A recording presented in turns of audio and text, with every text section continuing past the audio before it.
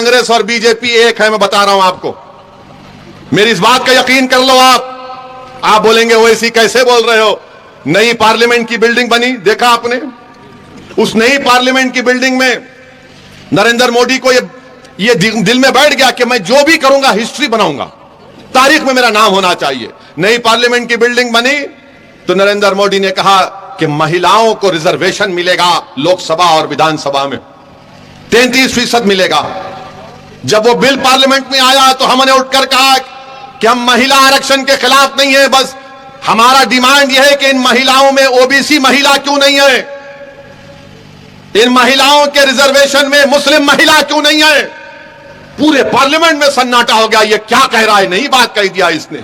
हमने कहा नहीं नहीं, सच्चाई बयान कर रहा हूं। देश के प्रधानमंत्री कहते हैं कि मैं बैकवर्ड क्लास का हूं, तो फिर महिलाओं को क्यों हक नहीं मिलेगा?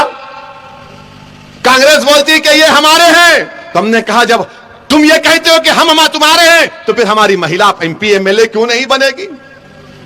भारत की पार्लियामेंट में अब तक सिर्फ 22 या 23 मुस्लिम महिला एमपी बनी है। हमने पार्लियामेंट में इस बात को उठाया, हमने पार्लियामेंट को हिलाकर रख दिया। और जब बिल पर वोटिंग हो रही थी, इम्तियाज जलील एमपी मेरे साथ बैठे थे। स्पीकर साहब ने हमसे कहा, ओम बिरला साहब राजस्थान के कोटा के, ओम बिरला साहब ने कहा कि ओवैसी साहब आप अपना अमेंडमेंट मूव करेंगे? मैंने कहा बिल्कुल सर, मूव करूंगा। मेरा क्या डिमांड था कि मुस्लिम महिलाओं को भी और ओबीसी महिला को भी उसमें हिस्सा मिलना चाहिए। स्पीकर साहब ने कहा मगर आपके पास आपके साथ कोई नहीं है। मैंने कहा मेरे साथ अल्लाह है सर, मैं सच्चाई के लिए काम कर रहा हूं। हमने बता दिया, 1 घंटा 1.5 घंटा चला वोटिंग। हर बार मैं खड़े होता था कि डिवीजन वोटिंग होना। लोग बोलते थे अरे 400 तुम्हारे खिलाफ वोट पड़ रहे और 2 तुम लोग खड़े होकर वोट डाल रहे हो। तो मैंने कहा यह बताना चाह रहा हूं भारत की जनता को कि कांग्रेस और बीजेपी मिले हुए हैं, इन दोनों से कोई लड़ रहा है तो 2 लड़ रहे हैं इन लोगों से।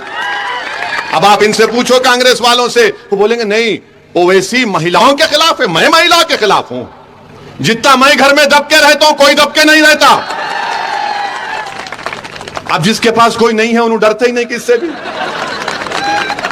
उसमें अकेले एक नहीं है, दूसरे भी है उसमें। मैं नाम नहीं ले रहा हूं किसी का। अब ये जितने लोग यहां पर जितने लोग मुस्कुरा रहे वो समझ रहे मेरी तकलीफ को, अपनी तकलीफ समझ रहे हैं। यहां क्यों आके बैठे, घर को जाना है जरा फ्रेश